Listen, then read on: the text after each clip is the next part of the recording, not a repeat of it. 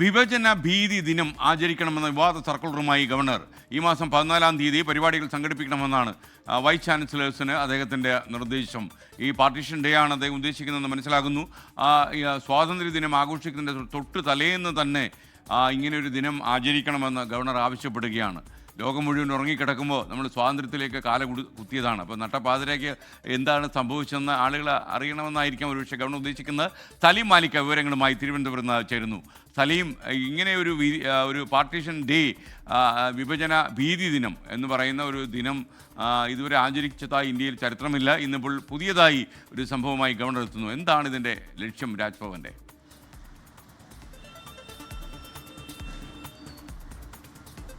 S സംസ്ഥാന സർക്കാരും ഗവർണറും രണ്ട് തട്ടിൽ തുടരുന്ന സാഹചര്യമായിരുന്നു കേരളത്തിൽ ഉണ്ടായിരുന്നത്. അതിൽ ഏറ്റവും അധികം ഇരകളായത് സർവകലാശാലകളുമാണ്. അതിന് പിന്നാലെ ഈ സർവകലാശാലയുമായി ബന്ധപ്പെട്ട വിവാദങ്ങൾക്ക് ഒരു ചെറിയ ഇടവേള വന്നതിന് പിന്നാലെയാണ് ഇപ്പോൾ വീണ്ടും ഒരു വിവാദ സർക്കുലർ സർവകലാശാലകളിലേക്ക് ഗവർണർ എത്തിക്കുന്നത്. VC-മാർക്ക് പുതിയ നിർദ്ദേശം നൽകിയിരിക്കുന്നത് വിഭജന ഭീതി ദിനം ആചരിക്കണം എന്നുള്ളതാണ്. ഇത് രാജ്യത്ത് മുൻപ് ഏതെങ്കിലും ഘട്ടത്തിൽ ആചരിച്ചിരുന്നതല്ല. 2021 മാത്രമാണ് ആദ്യമായി വിഭജന ഭീതി ദിനം ആചരിക്കണമെന്നൊരു പ്രഖ്യാപനം ഉണ്ടാകുന്നത്. അത് പ്രധാനമന്ത്രി നരേന്ദ്രമോദിയാണ് 2021 ഇന്ത്യ പാകിസ്ഥാൻ വിഭജനവുമായി ബന്ധപ്പെട്ട ആ ദിവസം വിഭജന ഭീതി ദിനം ആചരിക്കണമെന്നൊരു പ്രഖ്യാപനം നടത്തിയത്. അതിന് തൊട്ടു പിന്നാലെ അതുമായി ബന്ധപ്പെട്ട കേന്ദ്രങ്ങൾ വളരെ കുറച്ച് കേന്ദ്രങ്ങളിൽ മാത്രമായിരുന്നു, BJP-യുമായി ബന്ധപ്പെട്ട കേന്ദ്രങ്ങളിൽ മാത്രമായിരുന്നു അത്തരത്തിലൊരു ദിനം ആചരിച്ചത്. അതിനപ്പുറത്തേക്ക് ഔദ്യോഗിക സ്വഭാവത്തിൽ ഈ ഘട്ടത്തിൽ വരെയും അത്തരത്തിലൊരു ദിനാചരണം നടന്നിട്ടില്ല. കഴിഞ്ഞ വർഷം UGC-യും സമാനമായി ഗവർണറുടെ നിർദ്ദേശപ്രകാരം ഇത്തരത്തിൽ ഒരു നിർദ്ദേശം നൽകിയിരുന്നു. സർവകലാശാലകളിൽ ഇത്തരത്തിൽ വിഭജന ഭീതി ദിനം ആചരിക്കണമെന്ന്. സമാനമായാണ്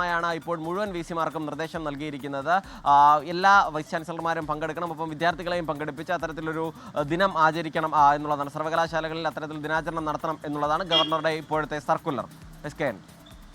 okay, thank you Saleem Malik.